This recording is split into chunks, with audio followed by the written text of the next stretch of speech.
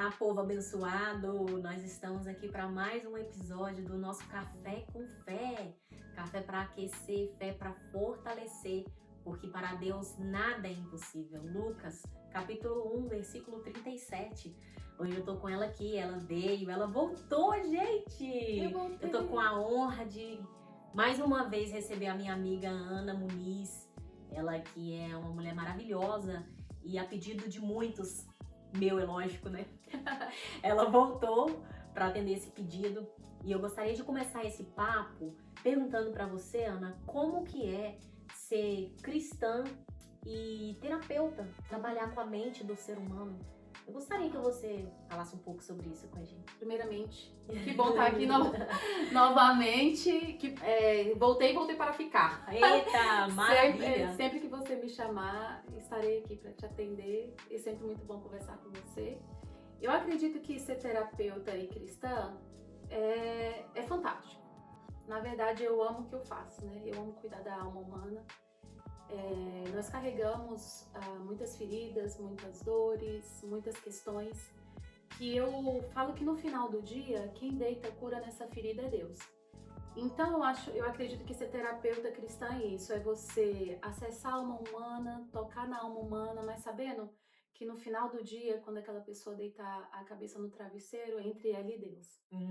Então, eu sempre tento, assim, e Deus tem trago até mim pessoas que acabam pedindo isso pra mim, Olha, né? Fala de Jesus pra mim, ora por mim. Então é muito interessante isso, porque as pessoas que Deus já traz até mim, já traz com essa sede, com essa vontade, não só de tratar a alma, mas de receber algo mais, uau. que é essa questão espiritual e tudo. Se a pessoa também não quiser entrar nesse lugar, eu respeito, não entro, até porque não é esse meu papel como terapeuta.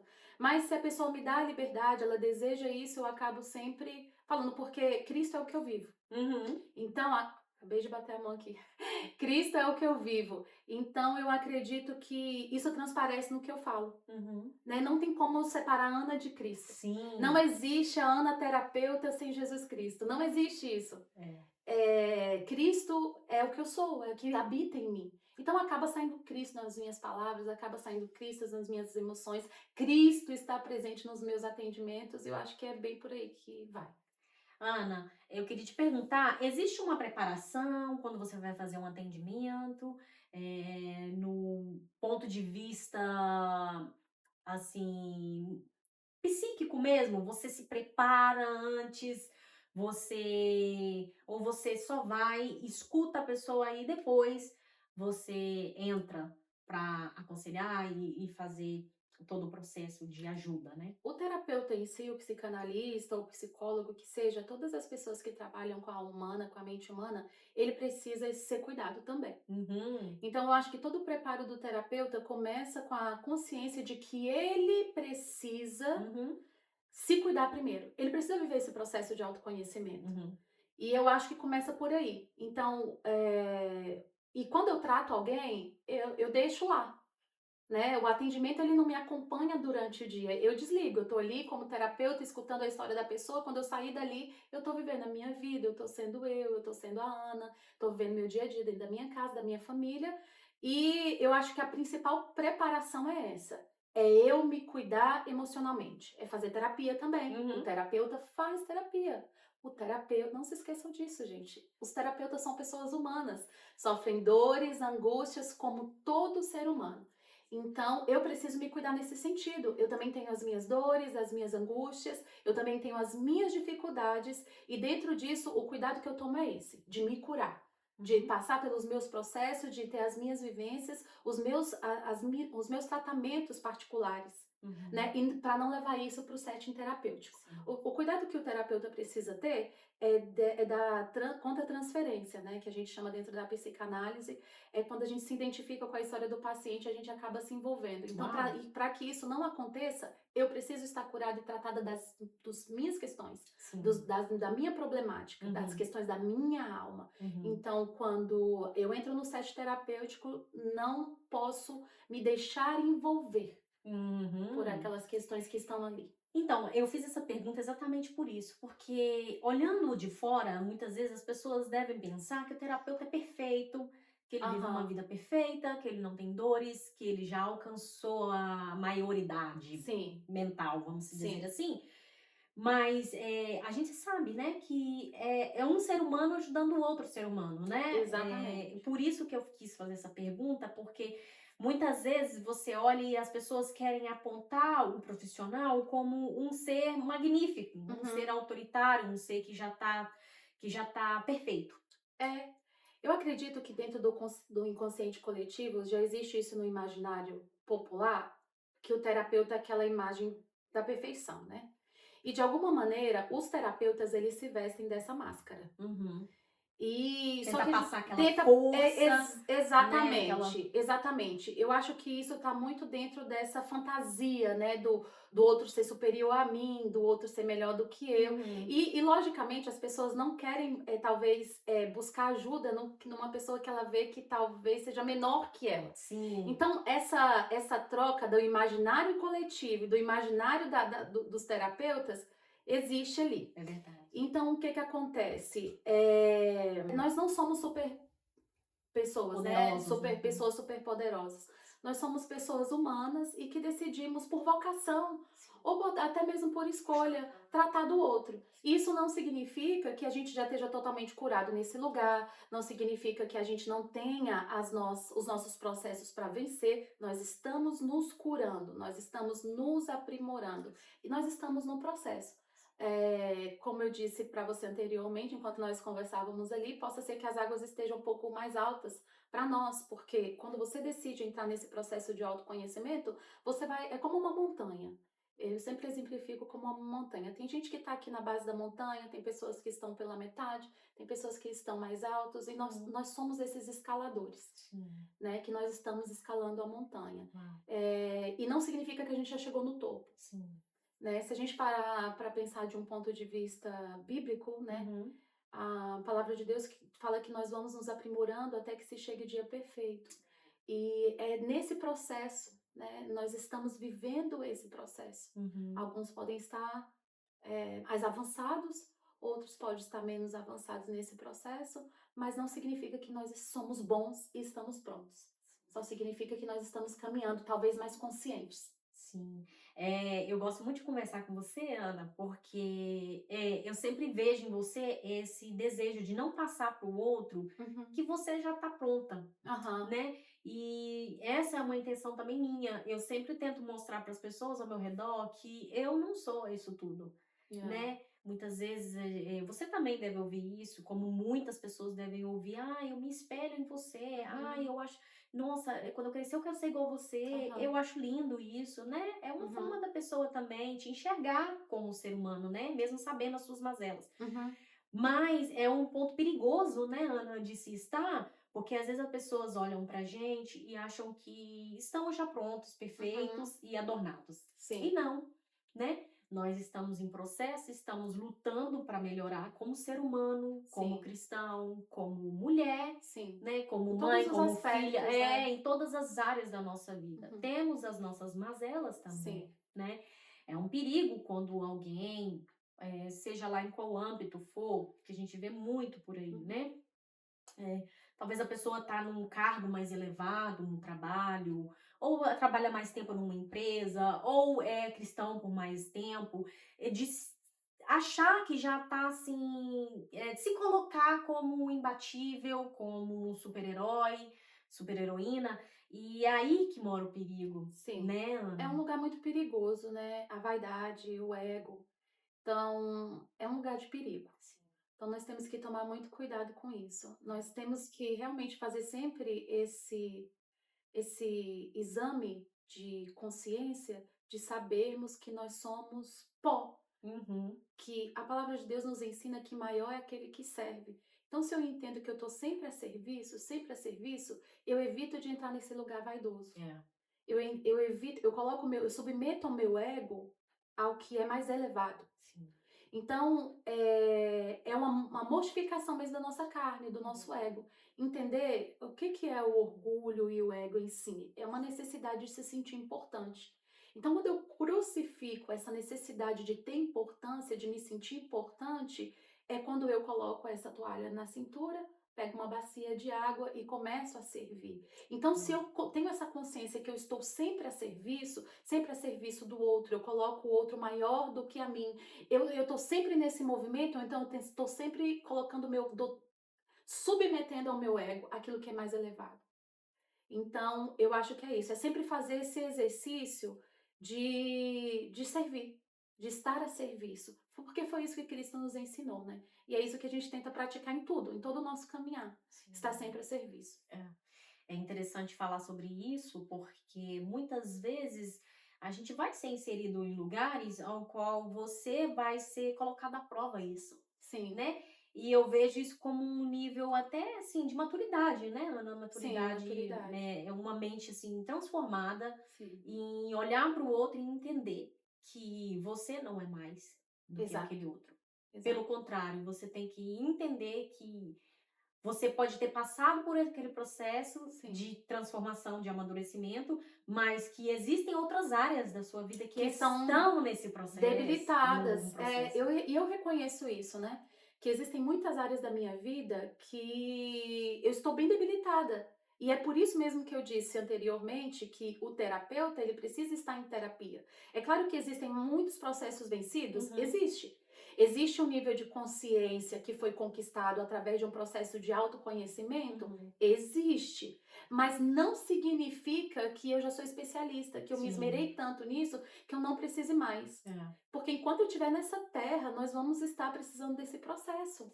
Então não existe esse negócio de eu ser melhor do que o outro. Às vezes eu posso ter uma experiência de vivência já naquilo. E eu posso ajudar o outro. Olha, fulano, eu já passei por essa rua. Eu já fiz esse caminho. Eu já subi essa montanha. Eu já escalei essa montanha. Então eu posso te ajudar. Cuidado, porque ali acontece isso. Então é esse movimento, não de me sentir maior, mas sim de me colocar como igual e entendendo a dor do outro. É um lugar de empatia. Né? Então, ter empatia pela dor do outro e falar bem assim, deixa eu te ajudar. O que é que você está passando aqui? Como que eu posso te ajudar nesse processo?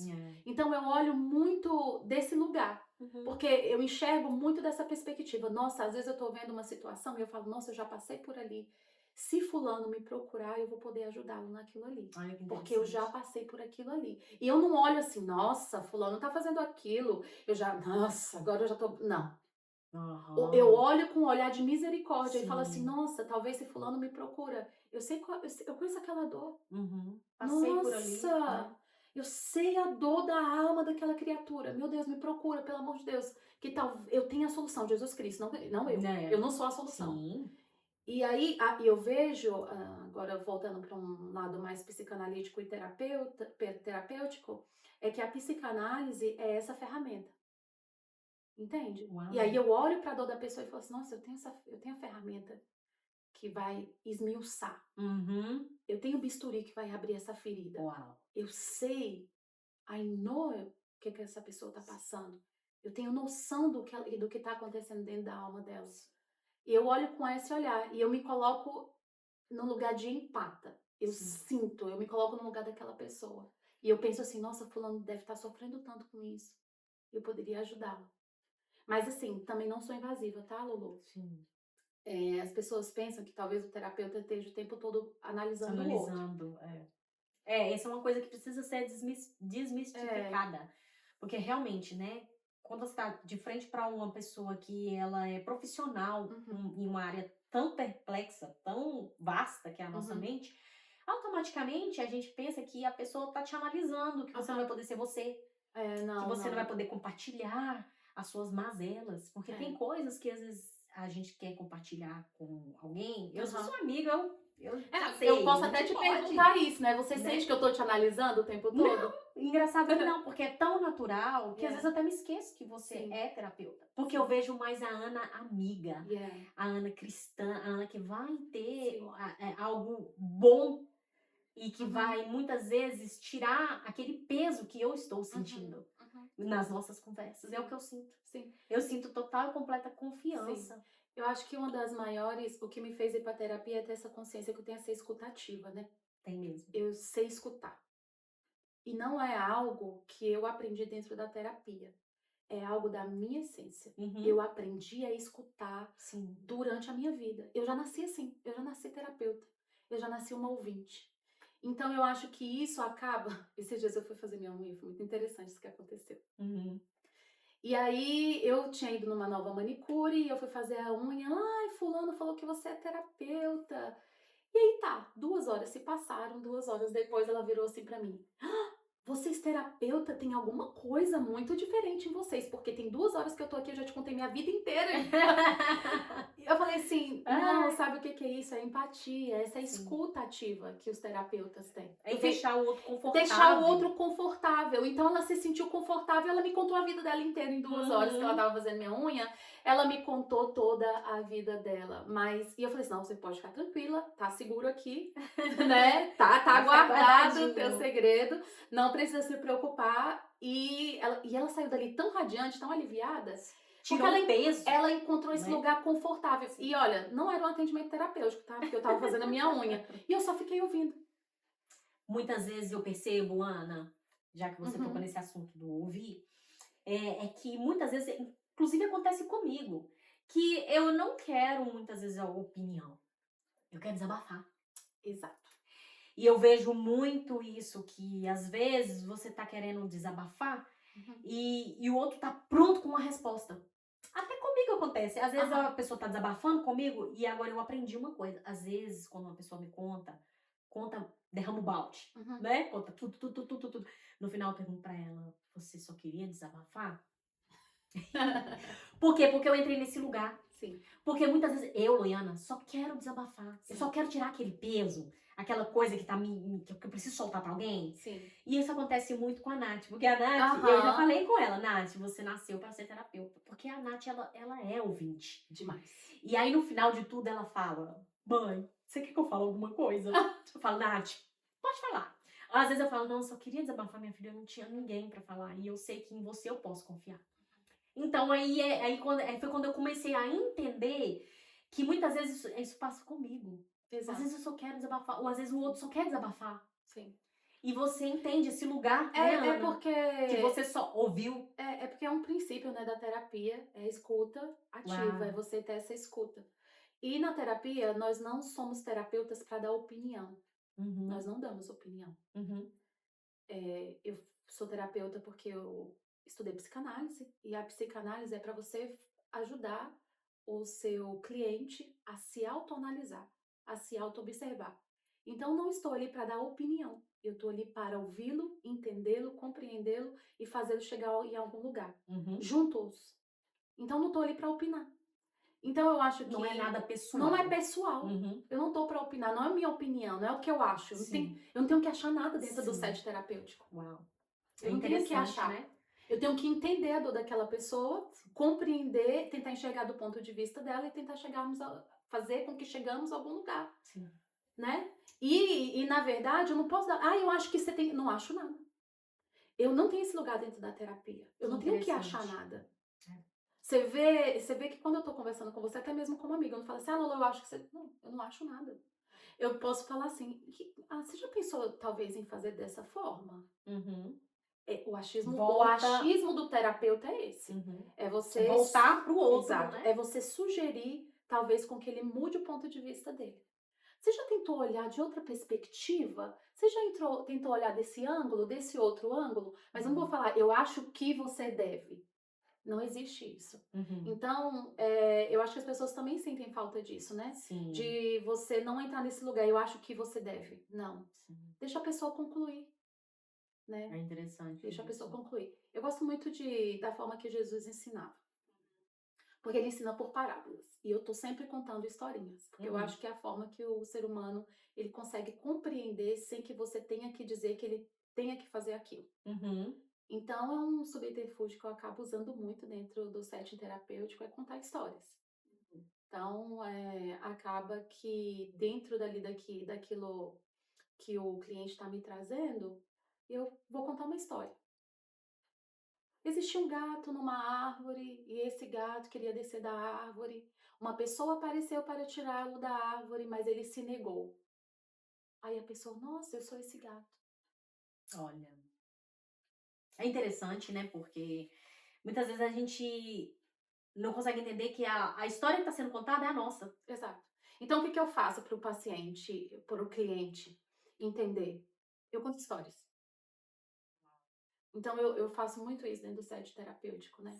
Eu conto histórias, porque daí ele nem se sente invadido, ele não se sente ofendido Uhum. e ele compreende. Nossa, eu sou esse gato. Já veio 10 pessoas aqui me salvar, mas eu me neguei a descer da árvore. Eu rejeitei todas essas ajudas. Aí ele vai para casa. É uma hora que eu passei ali com ele, mas ele vai para casa. E ele vai passar a semana inteira pensando que ele é aquele gato que negou 10 ajudas. Aí ele vai entender que talvez o erro não esteja no outro, porque a ajuda apareceu. Uau. Mas o erro foi ele não ter aceitado. Aí ele chega na próxima atendimento e vai falar assim: Ana, entendi, entendeu o quê? Eu sou o gato. Pronto. Isso mesmo, É pronto, bem sobre você isso. entendeu. E agora o que você vai fazer pra você descer daí? Aí isso a gente chama de elaboração. Olha. Ele começa a elaborar. Aí ele entende que ele não queria descer da árvore porque ele tinha um trauma. Não, Ana, sabe o que eu concluí? Já sei, entendi, porque eu não quero ir descer da árvore. Porque a primeira vez que eu fui tentar descer da árvore, eu caí. Eu caí e me esborrachei. Eu me quebrei inteiro. Olha. Então, todas as vezes, ou então, ele pode. Aí, na segunda vez, a pessoa que ofereceu ajuda, ela até tentou, mas ela me deixou cair também. Uhum. 2 traumas. Sim. E aí ele vai elaborando. Ele começa a perceber que essa descida da árvore, durante todo o percurso de vida dele, aconteceu várias vezes. Sim. Então, foi fixando na mente dele, foi criando um caminho neural da dor. Olha. Então, descer da árvore para ele não é simplesmente descer da árvore, é um caminho de dor. Que ele vai ter que atravessar. Que ele vai ter que atravessar. É. E eu acho que é aí que pega, né, Ana? Uhum. Porque a gente não quer tocar na nossa dor. Não quer tocar na dor. Muitas vezes a dor tá ali, adormecida, e Uhum. a gente pensa que ela tá curada. Exato. Ela não tá curada, ela tá adormecida. Porque se você tocar nela, ela vai doer e ela vai ter que abrir uma ferida. Eu percebo que... Você já até falou sobre isso, sobre feridas. Pra você ser curado, precisa abrir aquela ferida e limpar ela, para que ela seja fechada e curada literalmente, de verdade, né? Não seja simplesmente abafada, guardada e escondida, mas ela precisa ser exposta como uma ferida aberta mesmo, para que depois de tratada, de passado mertiolate, aquele remedinho antigo lá que ardia no mundo. Meu Deus. Depois eles criaram outro que é Nutella, né? Que é aquele que não ardia mais, que mudou até a cor, né? Que não era com iodo, ele já era transparente. Então, tipo assim, eu percebo esse lugar em mim, né? Não estou falando de outras pessoas. Estou me referindo a mim mesma. Que muitas vezes eu não quero tocar naquilo ali. Eu quero simplesmente deixar ali adormecido, porque tá melhor. É melhor. Melhor deixar ali, não vamos mexer, né? Mas é um perigo viver isso. Né? É assim que as pessoas chegam na terapia, porque elas passaram muito tempo jogando seus problemas para debaixo do tapete. Só que se você percebe que quanto mais eu vou colocando coisas debaixo do tapete, a primeira coisa que eu coloco debaixo do tapete eu nem percebo. Eu piso e eu não sinto. Sim. Mas eu coloquei outra coisa. E se você for uma pessoa muito sensível, na hora que você pisar, você vai pensar, nossa, tem uma elevação aqui, tem né? alguma coisa aqui. Se tiver, e você vai amontoando, amontoando. Chega um momento na tua alma que aquele incômodo ele fica insuportável. Porque você colocou tanto para debaixo do tapete, você sublimou, você colocou tantos mecanismos, desenvolveu vários mecanismos de defesa para esconder aquelas feridas, aquelas dores, e uma hora isso vai incomodar. A hora que incomoda é a hora que a pessoa chega na terapia. Olha, quando já tá no limite. Tem uma frase da terapia que eu gosto muito, que é: bendita a dor que me faz crescer. Então, quando a pessoa chega na terapia, ela chega, eu me desconheço, eu não sou mais eu. Eu falei assim, que legal, você chegou no melhor lugar do mundo, seja bem-vindo. Então, esse lugar, esse é o ponto. Então, que bom que você chegou nesse lugar. É sinal que esse amontoado que você foi colocando debaixo do tapete começou a te incomodar. E é a hora de curar. Então, assim, é um auto-engano, tá? Não se engane, você que está aí. Não se engane. Que você está colocando, está escondendo, né? Está jogando ali para debaixo do tapete, está construindo muros de mecanismos de defesas à sua volta. E aí você tá talvez não sendo entendido pelo outro, o outro não tá te compreendendo. As pessoas conhece só seus mecanismos de defesa e acha que aquilo é tua identidade. Acontece Sim, muito isso, tá? acontece mesmo.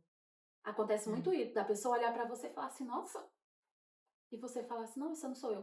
Vou contar uma experiência minha. Durante a minha adolescência, como eu contei num outro podcast, eu tava muito ferida, né? Com muitas dores na alma.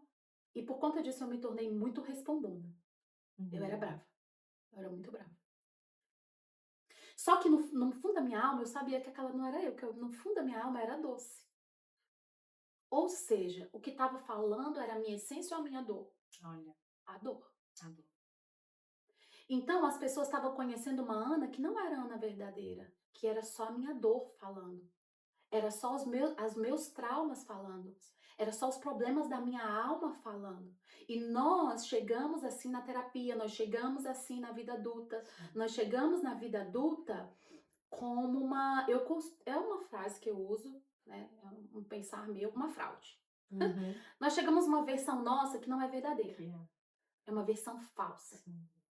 Porque durante todo o nosso processo de vida, nós fomos sofrendo dores e feridas, e nós fomos construindo o quê? Mecanismos de defesa. Nos defendendo, nos defendendo, nos defendendo. Fomos criando a famosa casca grossa. Ok? E aí, as pessoas acham que conhecem você. E você acha que você se conhece também. Sim. Esse é o maior problema, né? Esse que é o maior problema. Essa é aquela versão sua que você conhece, que as pessoas conhecem. E aí, Deus ele faz um convite. Vem. Vem porque eu vou te mostrar a tua essência. Vem porque e esse é o convite do processo de autoconhecimento. Sim. Né? Ele vai te convidar a se autoconhecer. Não é você. Tira essa carcaça, esses mecanismos, essa muralha que você construiu à sua volta. Tira. Tira. Ei, filha, pode descansar. Né? Tira essa capa. Olha. Pode descansar. Talvez você cresceu num lugar de muita insegurança e você nunca pôde mostrar vulnerabilidade. E aí você se tornou uma pessoa durona. Você se tornou uma pessoa firme. Né? As pessoas estão te enxergando. Né? No fundo, você é um ursinho de pelúcia. Né? Nós somos esse ursinho de pelúcia. Eu cresci assim. Então, durante a minha adolescência, eu tinha esse estigma de ser essa pessoa durona. Eu falei assim, não sou assim, não sou durona. Na verdade, eu sou uma Maria mole. Manteiga. Sou manteiga derretida. Né? Eu sou um ursinho de pelúcia, não sou essa pessoa durona. E aí eu fui, através desse processo de autoconhecimento, eu fui conhecendo a minha verdadeira identidade. Eu mesma fui conhecendo a minha verdadeira identidade.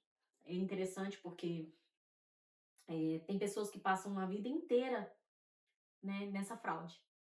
Sim, né? Sem se conhecer sem realmente. Se conhecer. É difícil falar sobre isso, porque às vezes a gente pensa que se conhece. E você tá enganando a si próprio. Tá enganando a si mesmo.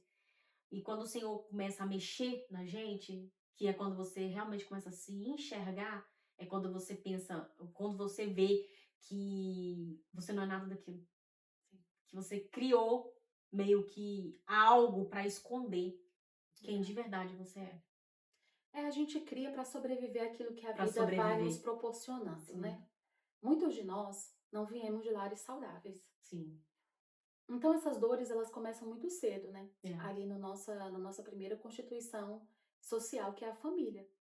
Então, ali que era para ser o nosso lugar seguro, para muito de nós foi o nosso lugar de maior sofrimento. Campo de batalha. Foi o nosso campo de batalha, sim, exatamente. Então, começa dali. E aí, para tentar sobreviver àquilo que a vida está me proporcionando, eu vou criando esses muros. Eu vou criando esses mecanismos de defesa. Eu vou achando que aquilo é minha personalidade. Eu vou achando que aquela dor é quem eu sou. Você não é a sua dor, tá bom? Você não é a sua dor. Queira entrar no processo de autoconhecimento, insista e persista em passar por esse processo. Porque assim, não é só querer entrar no processo de autoconhecimento, é ser persistente. Porque vai doer. Dói.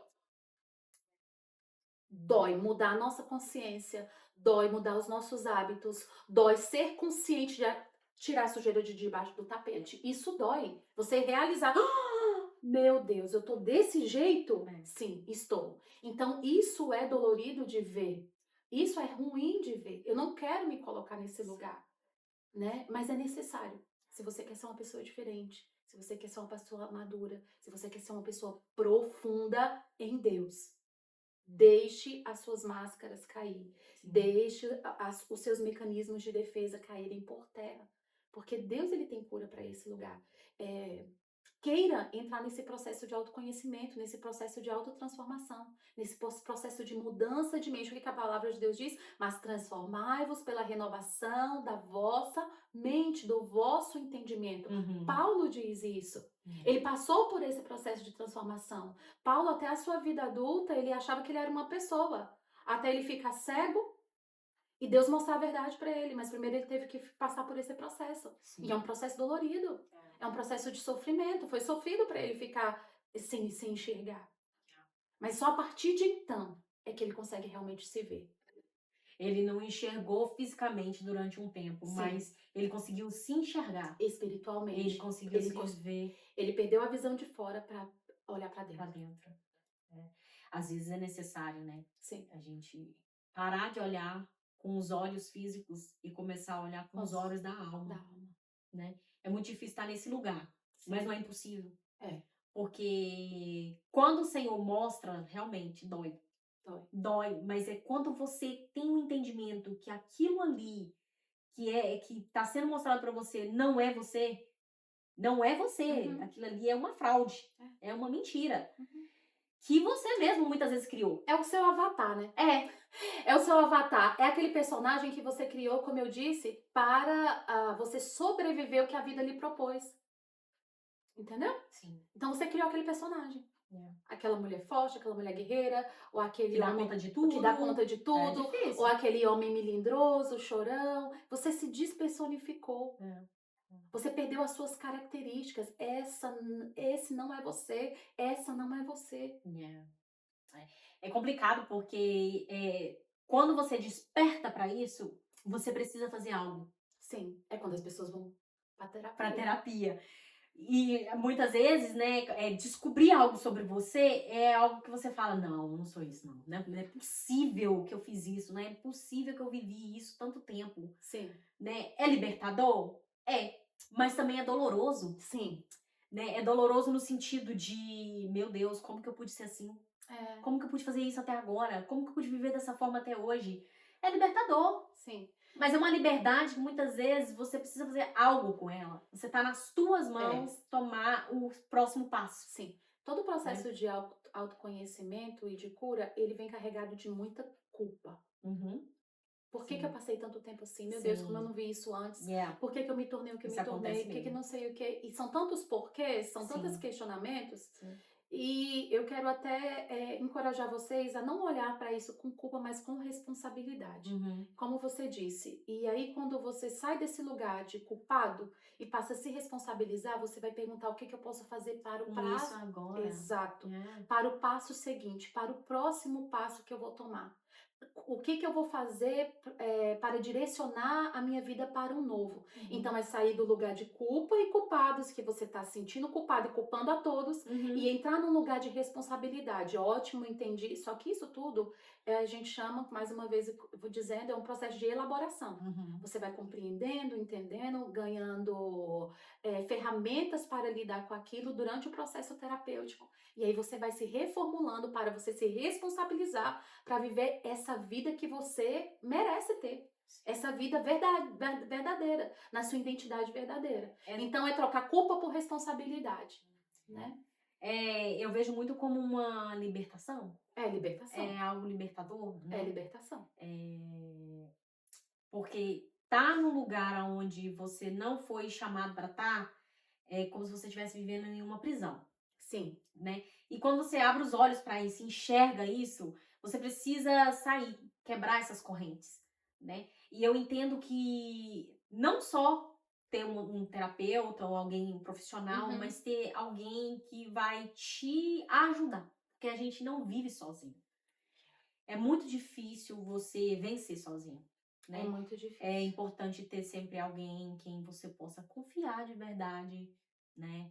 Em que você possa contar os seus segredos e sem ser criticado ou apontado. Sim.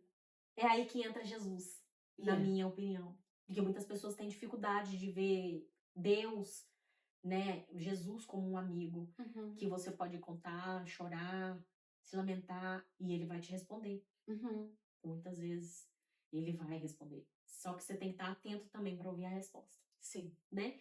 Porque Deus nunca mostra nada pra gente de como a gente é interiormente, sem que ele já tenha uma resposta para te dar de É, qual caminho seguir eu para acho melhorar a que vida. atento e receptivo. Receptivo é o mais importante, eu acredito. É porque muitas pessoas ouvem, entendem, mas não aceitam. Deus tem Aquela falado. negação, né? Exato. Deus tem falado muito ao meu coração sobre um estado mais profundo de obediência, que é a devoção. Olha. E quando nós entendemos que a devoção, ela é um estado mais avançado de entrega, Uhum. nós entendemos que a obediência, ela ficou um pouco para trás. Uhum. O que acontece é que muitas pessoas aprenderam a ser obedientes. Só que às vezes para ser obediente não significa que eu sou rendido. Tem uma Uhum. diferença. É, eu entendi. Tem uma diferença. Uhum. Então, as pessoas até entendem, fazem por uma obediência. Eu sou obediente. Aparentemente Uhum. obediente. São pessoas que estão ajoelhadas por fora, mas em pé por dentro. A devoção, o movimento da devoção é ao contrário. Eu me ajoelho primeiro dentro, Olha. para depois manifestar isso fora. Uhum. Então, eu acredito que é isso. Que as pessoas precisam, todos nós, não só as pessoas, mas eu me incluo nisso. Nós precisamos encontrar esse lugar de devoção, de ouvir, entender e se render. Não só uma obediência. Porque, por exemplo, eu posso pedir para os meus filhos fazer algo e eles fazerem pisando forte. Uhum. Mas fazerem. Mas fazerem, obedeceram. Mas não estavam Não estavam rendidos. rendidos. Não Eles entenderam. não entenderam. Uhum. Eles estavam orgulhosos, achando que era desnecessário fazer aquilo, achando que fazer aquilo. Eu vou fazer só porque tá mandando, porque não vai adiantar nada. Uhum. Uau. Tá vendo como é diferente a obediência da devoção? Da rendição? É diferente. Então, eu acho que Cristo ele nos convida para esse lugar de rendição. Não somente a obediência, Sim. mas um lugar de rendição. A Bíblia fala muito sobre isso, né, Ana? Aham. No Velho Testamento com o Novo Testamento, né? O povo chegou no Novo Testamento com essa mentalidade. Uhum. Eles obedeciam regras, princípios. Obedeciam. Sim. E aí Jesus ele faz esse convite de algo Jesus mais faz esse elevado. convite. Uhum. De A nova rendição. aliança, né? De um Que novo tempo. agora vocês não precisam mais de regra, porque agora a regra mora dentro. Yeah. Entendeu? É Lá na velha tremendo. aliança, as regras vinham de fora, das Sim. leis que foram escritas nas tábuas que Deus deu para Moisés no Monte Sinai. Uhum. Mas agora, no Novo Testamento, Jesus, ele vive. Yeah. É devoção. Yeah. Velho Testamento, Uhum. obediência de leis e de regras. Novo Testamento, devoção. Porque agora a lei, ela tá cravada no meu coração. Sim. Ela vem de dentro para fora. Ela não é alguém mais me ordenando. Você precisa fazer isso, você precisa fazer aquilo. Sim. Agora eu sinto ele dentro. Me rendo, me entrego, obedeço, me devociono e faço. Porque vem de dentro para fora e não de fora para dentro. Muitas vezes acontece, né, de transparecer algo que não está sendo genuíno. Sim. Né? Nós fazemos muito isso, né? Respeitamos, seguimos, mas não nos rendemos. Yeah. Né? É aí que entra, na minha opinião, humilde opinião, a questão da religiosidade. Uhum. A pessoa segue regras, ela segue princípios, ela segue ordenanças, Uhum. muitas vezes até faz além do que lhe é pedido, Sim. mas não existe algo genuíno. Sim. É muito obrigatório. Sim. Né? Ou talvez é algo que ela já está tão acostumada, está tão no automático, né? Ela, eu, nós, Uhum. vamos colocar assim, que a gente não percebe. Yeah. Então, mas eu tô fazendo, qual que é o sentido que eu tô fazendo isso? Uhum. O porquê? Eu tô fazendo porque eu realmente Sim. me curvei diante disso? Sim. Ou eu estou fazendo porque eu tô seguindo regras? É. E é aí que entra Jesus.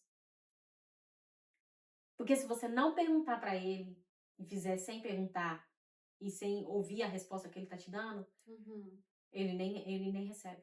Sim. Eu acredito que o Senhor não recebe quando a gente faz simplesmente porque tem que fazer. Quando seguimos regras, nos tornamos pessoas legalistas, né? E não é isso que Jesus prega. A vida de Jesus não nos traz isso, né? Ele se movimenta num lugar de liberdade em Deus, de liberdade no Espírito, e não de um lugar de cumprimento de regras. Sim. Como você disse, ele se movimenta de um lugar genuíno e profundo, né? E eu acho que a gente precisa tomar isso como exemplo. E eu falo muito isso, que eu quero que os meus filhos tenham as próprias experiências deles com Deus, Uhum. né? Para Sim. que eles possam experimentar isso e não É. as minhas regras. Sim. Tenho regras, tenho, é necessário durante um período da nossa vida, principalmente quando nós estamos muito primitivos, crescendo, nós precisamos dessas regras, Sim. nós precisamos desse lugar de ter ordem, Sim. mas chega um momento que você vai precisar elevar o nível, É.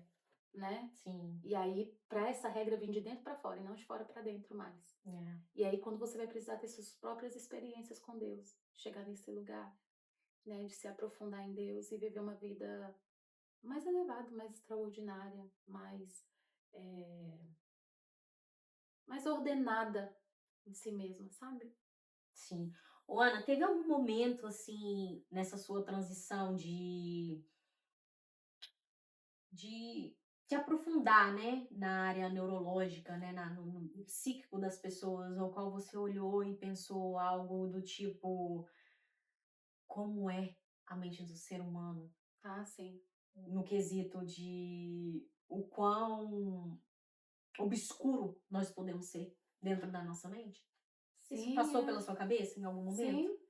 E começou isso muito cedo, né? Na verdade, por isso que eu falo, eu já nasci terapeuta. Uhum, Porque desde muito cedo eu tinha eu tinha esse questionamento. uhum, O que que passa na cabeça das pessoas? Por que que as uhum, pessoas fazem isso? Por que que as sim, pessoas agem assim? Por que uhum, que eu tô agindo dessa forma? uhum, Então eu sempre tive esse questionamento e foi nessa busca que eu fui me envolvendo. uhum, E como eu sempre fui boa ouvinte, as minhas amigas sempre chegavam para conversar, desabafar. E quando eu falo boa ouvinte, é que eu não dava minha opinião mesmo, eu só ouvia. uhum, Eu só ouvia, então eu sempre estava nesse lugar, né, uhum. de ser ouvinte ali, e eu falei: "Nossa", e as pessoas amavam, elas chegavam a mim só para contar suas histórias, né.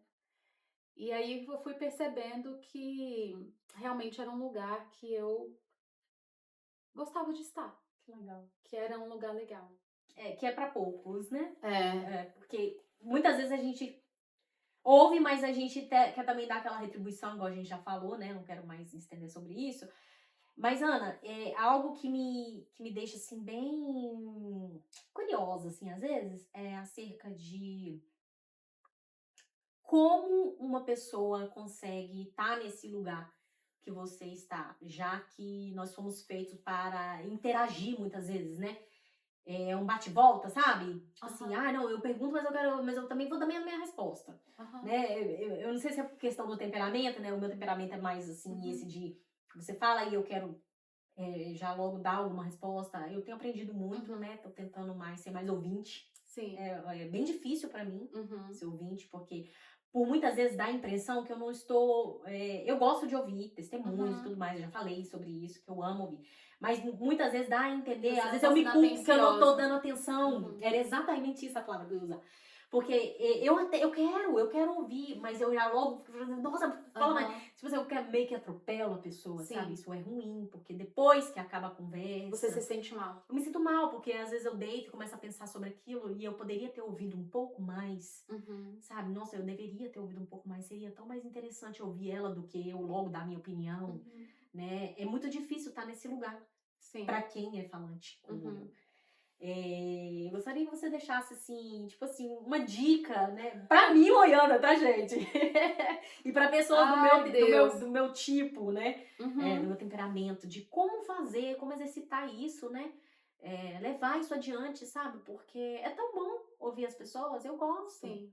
Eu acho que o primeiro mandamento é conheça-te a ti mesmo, né? Uhum. É saber das suas características. Uhum. Eu acho que esse é o princípio do autoconhecimento, conhecer as suas características, é se ver, é olhar no espelho e realmente querer olhar para dentro. Então, primeira coisa, eu preciso reconhecer quem eu sou. E aí, uma das coisas mais, como é que eu vou falar, mais base Uhum. do nosso estado de ser é o nosso temperamento. É fundamental. Então, uma das coisas mais fundamentais é o nosso temperamento.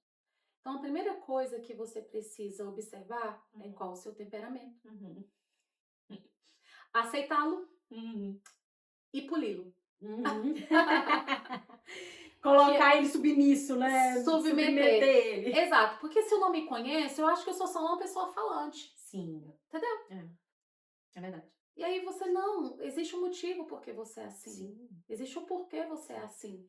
E se você souber direcionar a sua fala, você vai ser uma potência. Olha que interessante. Porque hoje é um dos mecanismos, olha só. Sim, o estamos fato aqui, de né? você ser uma pessoa falante te fez fazer um podcast. Amém. Ou seja, não é só uma característica do seu temperamento, mas sim uma ferramenta para que você viva a sua identidade no mundo. Olha, que interessante. Olha que visão. Então, parte da tua identidade é falar. Sim. Mas eu preciso esmerar Sim. isso. Eu preciso polir isso. Polida. E só tem como eu fazer isso se eu me torno consciente. Sim. Eu não posso ficar fingindo que eu sou sanguínea, mas ficar fingindo que eu sou fleumática. Não. Agora eu vou fingir que eu sou fleumática. Não tem existe condições, isso. né, Ana? Continue sendo falante. Mas agora presta atenção, que horas que eu devo falar, que horas que eu devo calar. É interessante isso. É você se policiar, é você colocar esse temperamento à prova. Sim. É você colocar ele no fogo para ser peneirado, forjado. Então, forge o seu temperamento para que essa ferramenta de fala, esse poder de fala que Deus te deu, continue sendo uma ferramenta para o reino, não uma ferramenta para ferir e para o teu ego. Então, o que eu preciso fazer? É direcionar, é polir o meu temperamento. Por exemplo, o meu temperamento, ele é moroso, é um temperamento lento. Se depender de mim, no que diz respeito à minha essência, eu demoro sair do lugar. Eu preciso de motivação, muita motivação, de propósito mesmo para poder alguma coisa me fazer sair do lugar. Porque eu tenho um temperamento frio, introvertido, eu tenho um temperamento quieto. Sabendo disso, me tornando consciente sobre isso, madura sobre isso, eu me observo. Ô, Ana, fala um pouquinho sobre os temperamentos, já que você entrou nesse assunto. Ai, Jesus! Ana, vai analisando aí e vai falando sobre os temperamentos. É importante, né? Porque hoje já se fala muito, né? Sobre isso. Né? É uma coisa que era muito mistificada antigamente e tal. Mas hoje a gente vê mais pessoas falando sobre isso. Então, gostaria que você falasse um pouco, Ana. Como eu disse, os temperamentos é essa parte mais primitiva, né? Essencial. É como se fosse do barro que você foi feito. Sim. Então são 4, né? 4 temperamentos. E existe, vamos falar assim, pra ficar. Eu gosto dessa coisa lúdica, tá? Faz aí o lúdico. Existe 4 tipos de barro: colérico, sanguíneo, fleumático e melancólico. Esse é o barro que você foi feito. É essencial. É essência. Nós estamos falando de essência. É barro. E esses 2 primeiros temperamentos, que é o colérico e o sanguíneo, são temperamentos quentes, são temperamentos extrovertidos, são temperamentos para fora, são temperamentos falantes, fazedores, são temperamentos ativos. Então, pessoas que têm esses 2 temperamentos, geralmente são pessoas que conversam, que gostam da vida social, elas se carregam socialmente falando, elas gostam muito de conversar com pessoas, e é por isso que você criou um podcast, porque isso faz sentido para você, porque você gosta disso, isso tá na sua essência, isso tá no teu barro, é desse barro que você foi criada. Pontos fracos, vamos lá, desses 2 primeiros temperamentos. Colérico é porque ele é representado pelo fogo, e o fogo, se ele não for dominado, controlado, ele incendeia. Ele causa uma catástrofe.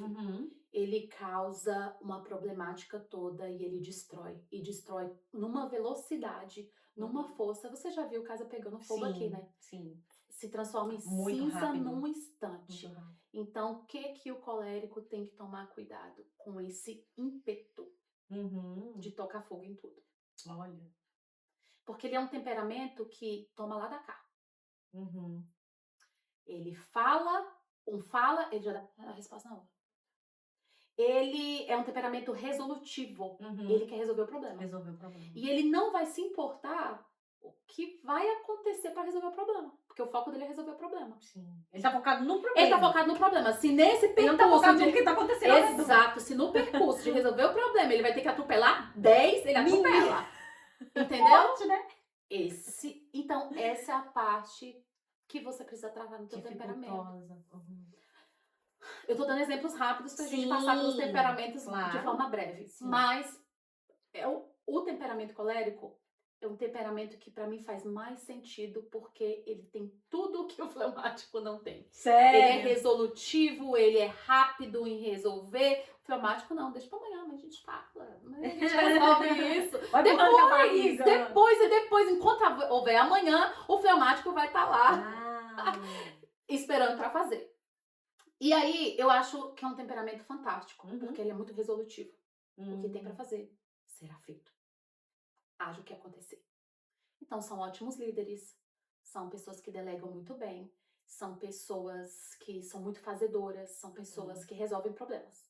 O que o colérico precisa ter? Domínio próprio. Domínio próprio. Qual a virtude? Domínio próprio.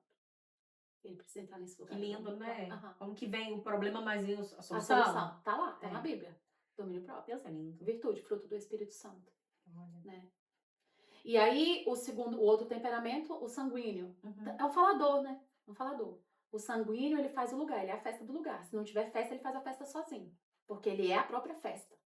Então, o sanguíneo, ele é essa pessoa alegre pra frente. Ele é representado pelo ar. Mas o problema do sanguíneo é que ele é muito volúvel.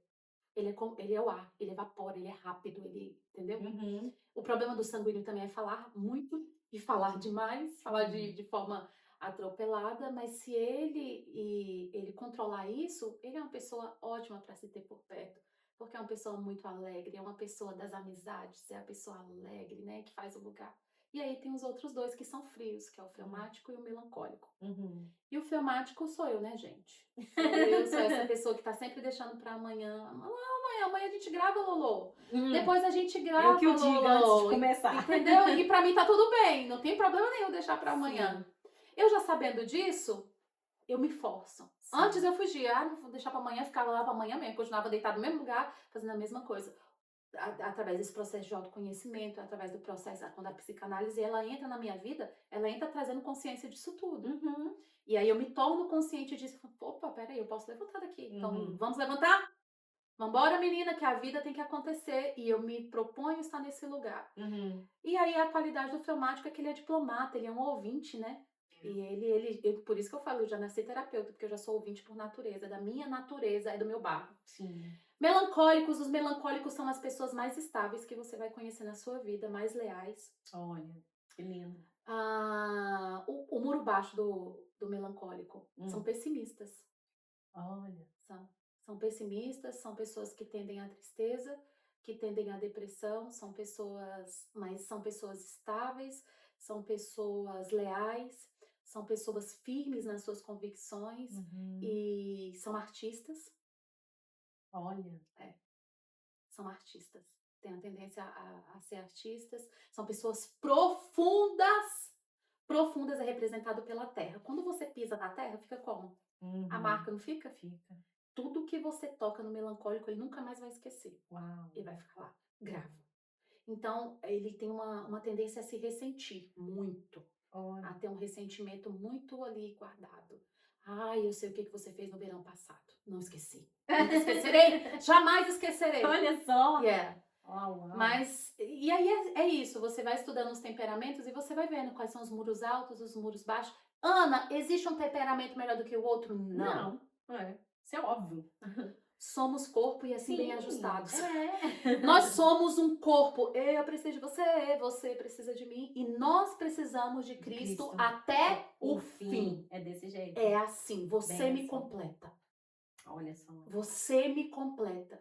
Eu vivo falando isso. Obrigada por ser quem é. E eu te digo isso hoje. Obrigada porque você ser quem é. Senão eu não estaria aqui. Porque no que dependesse do meu temperamento, no que dependesse da minha atitude, eu não me movimentaria para esse lugar. Mas por conta do teu temperamento, por conta da tua essência, do teu barro, Deus pega isso como ferramenta, porque foi Ele mesmo porque fez você assim. A palavra de Deus diz lá em Salmos que Ele nos teceu no ventre da nossa mãe. Ele nos fez assim. Deus te fez assim para um motivo, para cumprir um propósito específico. Então eu preciso de você. Ao você tomar posse da tua identidade, você coloca em movimento a minha. Olha que forte isso. Então troca. não existe temperamento melhor do que o outro. Uau. Cada um tem a sua essência. Cada um tem a sua essência, o seu valor e a sua parte de responsabilidade que você precisa melhorar. Então o que eu preciso é me conhecer. Você vê que tudo termina tudo volta para o autoconhecimento? Autoconhecimento. Autoconheça, pois, o homem a si mesmo. Conheça-te a ti mesmo. Né? É uma frase de filosofia, mas que cabe. É isso que nós precisamos viver. Ô, Ana, agora a pergunta que não quer calar, eu sou o quê? Depois de tudo isso. O que você acha que você é? Ai, menina, nossa Deus. Dentro dessa breve explicação que eu dei aqui. Eu acredito que eu sou colérico. Certamente. Eu sempre me vi como sanguínea, mas ouvindo melhor explicado agora, eu vejo colérico. E eu fiz uma explicação breve aqui, né? Não, mas deu pra breve. Mas eu gosto desse lúdico porque eu acho que faz a gente entender rápido. Sim, bem interessante. Gente, façam suas análises aí com vocês mesmos. Que papo maravilhoso, gente. Muito edificada, muito, muito mesmo, de verdade. Né? Jesus presente aqui o tempo todo nessa conversa. E a alma. Né? Estamos falando da alma, do espírito e do corpo, de tudo, né? Do conjunto. Mas eu quero de verdade te agradecer por mais uma vez me dar esse privilégio. Eu que agradeço. De estar aqui te ouvindo, de estar aqui nessa troca maravilhosa. É um prazer. Prazer sempre te ouvir, Ana.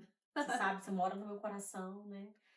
E um dos presentes que o Senhor me deu aqui nos Estados Unidos foi conhecer pessoas como você, que fazem a diferença, não só na minha vida, mas na sociedade como um todo, na sociedade cristã, na sociedade comum, né?